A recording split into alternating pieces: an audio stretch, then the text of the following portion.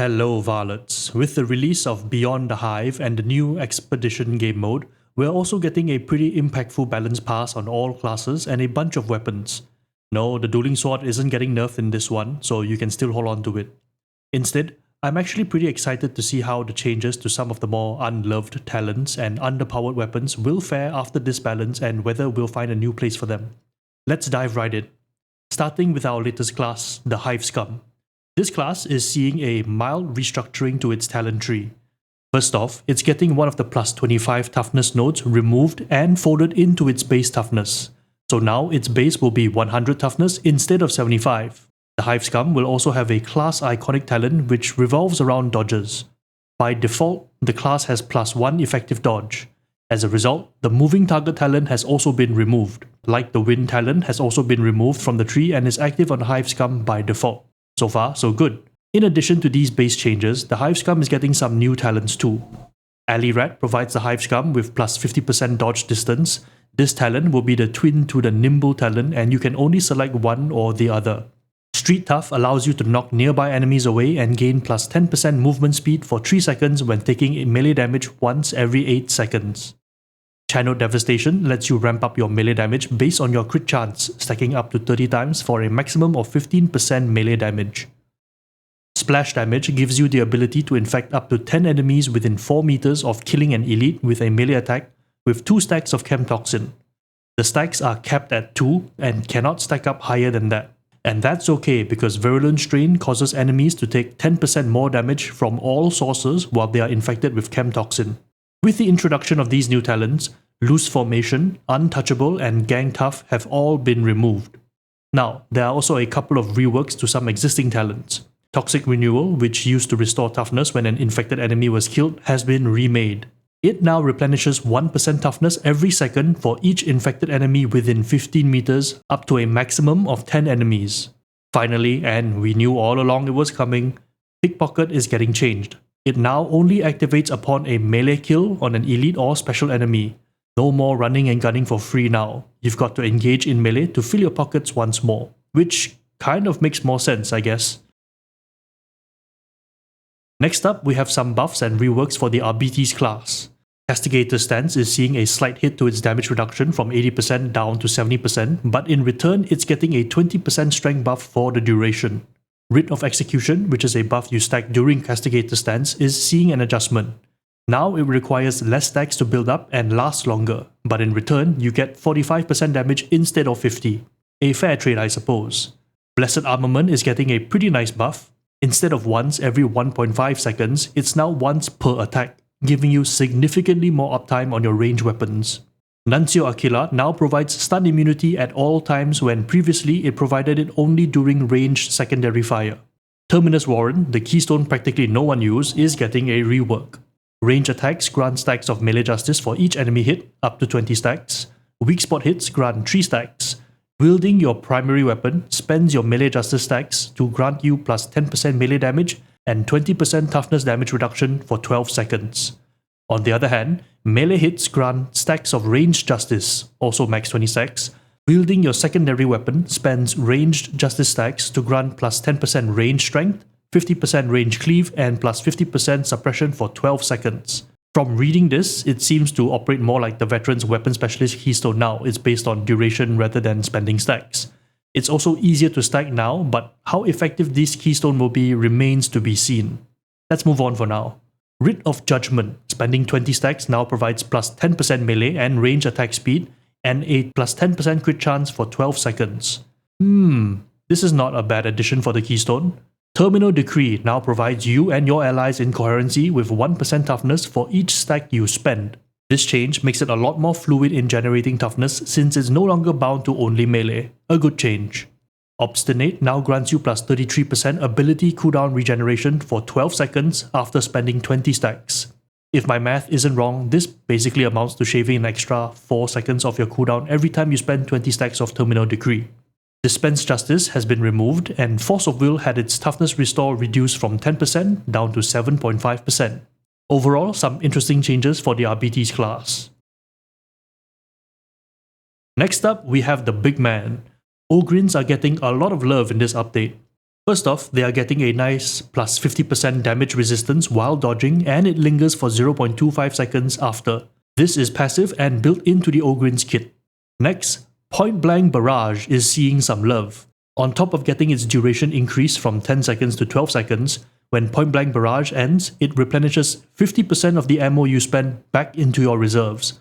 This is huge for bullet hosers and really helps Ogryns sustain the playstyle that Point Blank Barrage demands. Exciting. Indomitable, which is part of the Ogryn charge, will now always stagger enemies that it hits.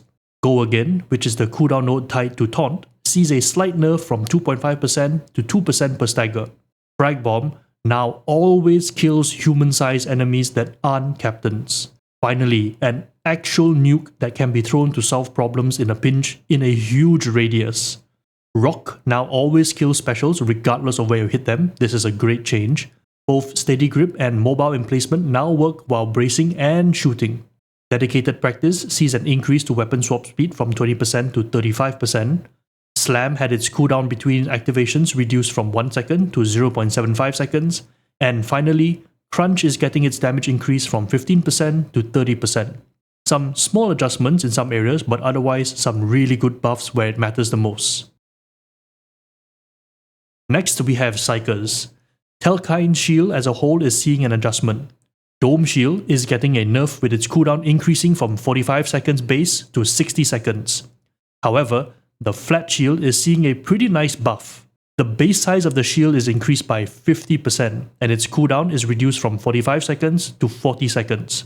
The change in the size of the shield is such a big change because part of the reason it wasn't as good was that ranged enemies that had a height advantage would just completely make the Flat Shield pointless.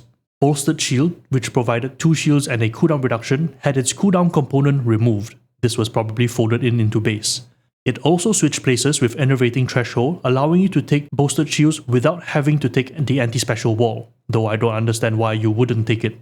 Psykinetic's Aura is seeing a downward adjustment, reducing its cooldown regeneration from 60% to 50% over 5 seconds. Malefic Momentum is getting a 2-second buff, increasing its duration from 8 seconds to 10 seconds.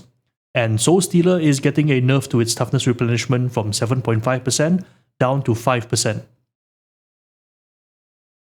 Next, we have changes to Veterans. Get Back in the Fight, which is a node that practically no one used, has been removed. It has been replaced with Withering Fire, which provides plus 50% range cleave. Executioner's Stance and Enhanced Target Priority had its duration increased from 5 seconds to 6 seconds. And the bigger they are also had its duration bumped up by 1 second to 9 seconds now. Voice of Command had its cooldown increased from 30 seconds to 40 seconds. However, only in Death Does Duty End, which is the revive perk, had its negative effects completely removed. Finally, Infiltrate had its cooldown reduced from 45 seconds to 40 seconds and its damage duration uptime increased from 5 seconds to 8. Lastly, we have some small but nice changes to Zealots. Zealous, the Stamina Aura, now reduces stamina regeneration delay by 0.15 seconds. This makes it much more impactful since it allows your stamina to bounce back quicker. Impassable had its block cost reduction increased from 25% to 50%. Repose had its uptime and accessibility improved. It now takes less stacks to build up the same damage buff, previously needing 5 stacks at 3% damage to now 3 stacks at 5% damage. Finally, Punishment had its minimum hits reduced from 3 to 2, making it easier to activate. That was all for class balancing. Now let's talk about some weapon changes coming in the next update. The dual Shivs are getting some adjustments made to make them more differentiated. The Mark I, which is the one everyone uses, is seeing its base cleave for light attacks reduced. On the other hand, the Mark III is seeing an improvement to its heavy vanguard attacks, increasing its damage and impact. The Crowbar is getting a few improvements as well. Its stamina drain on cancelling a stuck attack is reduced substantially, the damage from heavy rip-out attacks is increased, and the time it takes to change to the special mode is also slightly reduced, hopefully making it a little smoother to use. The Thunderhammer is getting a buff to its base ADM so that it doesn't feel too anemic against maniac enemies while unempowered. The Heavy Sword is undergoing some sort of a transformation. First, the special attack has been adjusted with lower base ADM against Flak, Unyielding and Carapace, but now it applies a base 10% brittleness on hit while being easier to chain into. This brittleness stacks with other sources as well. The light attack that follows this special attack immediately has also been overhauled. It has medium cleave, ignores stagger reduction, and deals additional damage to the first target. It also ignores the abort attack property that Carapace armor normally has and has an added hit mass mod of 0.75 against Carapace. On top of all of that, all heavy swords can now sprint during all attacks and attack starts. There are more numerical changes that follow, but it's hard to contextualize them without playing, so I'll just leave them as numbers on the sheet. Following this change to the heavy sword, the bladed momentum blessing has also been adjusted. Its duration has increased from 2.5 seconds to 4 seconds, its max stacks have been reduced from 5 to 4, and its rending per stack is now 8% down from 10, so less rending but easier to build up. From here, the balance changes are going to be pretty quick. The Power Falchion is getting its first target damage improved by around 5 to 10% while empowered to make it more effective against single targets. The Heavy Eviscerator Mark 15 is getting its handling and chain times improved to make it less unwieldy. The Ogryns Power Maul is seeing a reduction to its special cooldown from 8 seconds to 6, making its total special cooldown from 12 to 10 seconds. The Plasma Gun is getting its primary fire balanced. It will no longer have infinite cleave, while the secondary fire maintains infinite cleave while also having improved ammo usage scaling. The Plasma Gun also had its wheel action time scale lowered from 1 to 0.85, making it slower to pull out. The Infantry Lasguns are getting an upgrade. First, all marks are getting an ammo increase across the board, both magazine size and reserves are seeing a bump. The ADM values against unyielding armor for the Mark 7 and the Mark 2B are getting a slight increase, while the Mark 2B also has its recoil reduced substantially. All marks are getting an improvement to hit scan radius, making it more forgiving when it comes to actually landing the shot. Lastly, the Efficiency Blessing is getting an overhaul. The wait time has been lowered from 4 seconds to 0.5 seconds, and it now reads as providing a 66% reduction to ammo use, and they also fixed the cooldown not refreshing after any shot. While I'm glad the Lasguns are getting a buff, I'm not sure if solving the ammo economy is going to help. Well, I'll just reserve judgment until I've actually done a deep dive on its effectiveness after these changes. Anyway, Ogryns Heavy Stubbers are getting an upgrade as well. All marks are seeing an improvement to their spread across the board, a buff to their ADM values across all various armor types, and an increase in raw damage. This, combined with the newly buffed Point Blank Barrage, should make them feel a lot more punchy and nice to use. Ogryns Ripper Guns are getting a small but impactful adjustment. The Special Bayonet attack is now classified as a heavy attack and will now interact with talent nodes that benefit heavy attacks as well. It was previously considered a light attack. And finally, the dual Stubpistols are getting a buff because they were rather underwhelming upon release. It's getting its spread reduced across the board, becoming much more accurate while running and gunning. Its ADM is also getting a buff, in particular this change from 0.01 to 0.1 against Carapace might open up some opportunities. It's also having its base damage increased to boot.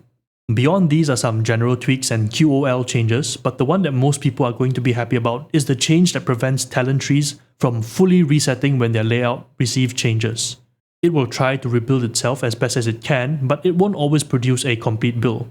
Alright, those were a lot of changes, mostly good by my account, but some understandable and expected adjustments. Can't wait to do some testing to see how all these changes feel. What are you excited to see and try? Let me know in the comments below. Thank you all for watching, and I will see you in the next one. Varlets.